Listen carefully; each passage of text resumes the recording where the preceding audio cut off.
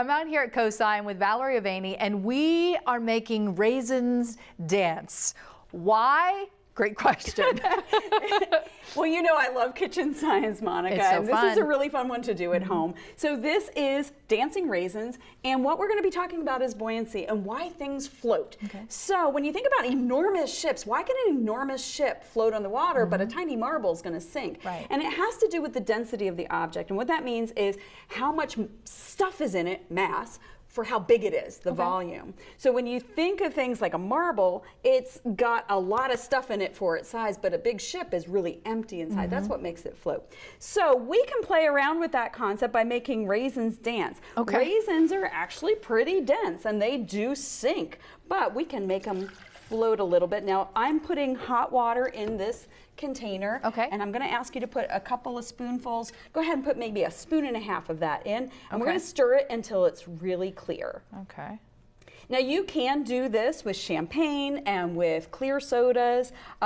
The thing that I like about doing it this way is you actually can play around with the ratios of the baking soda to vinegar. So it's a bit more of an experiment. Exactly right. And you can see what works and what doesn't and kind of play around with it. Okay. But basically what we're going to do is we're going to use some carbonation, which are little air bubbles. And we're going to drop the raisins in.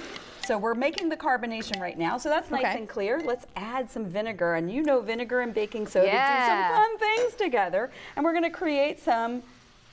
Well, see, maybe I should have had my safety goggles on. You might have needed those. And let's go ahead and drop some raisins in. Okay. Now, what's going to happen with these raisins is that the carbonation, there they go. Oh, yeah. You can start to see them going. The carbonation from the vinegar and baking soda creates little bubbles. Those bubbles are adhering to the raisins. Yeah. And what it's doing is making the volume of the raisin bigger, but not the mass. So it's making the density go down. That causes the raisins to pop up to the surface.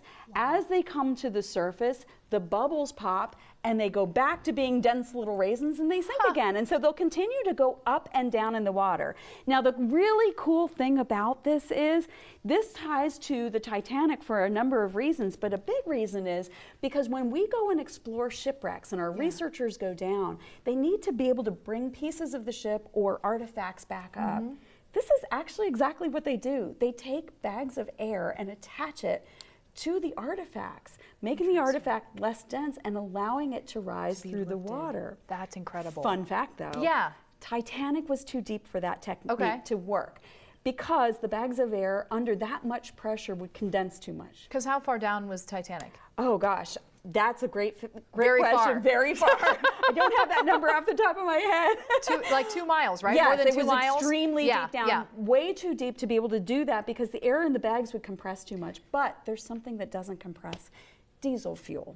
Okay. So they actually attached bags of diesel fuel, and if you think about how oil floats on the surface of the water, that was enough to attach those bags and make them buoyant and bring them back up. That is absolutely incredible. And these dancing raisins, this is all kinds of fun. You just got to get some vinegar, some baking soda, and some warm water, and get after it. Valerie, I absolutely love your kitchen science. This is a fun one for at home and learning so much more about Titanic and the technology behind bringing some of these artifacts that are now here at COSI. Come by and see them through Labor Day. Thanks, Valerie. Thank you.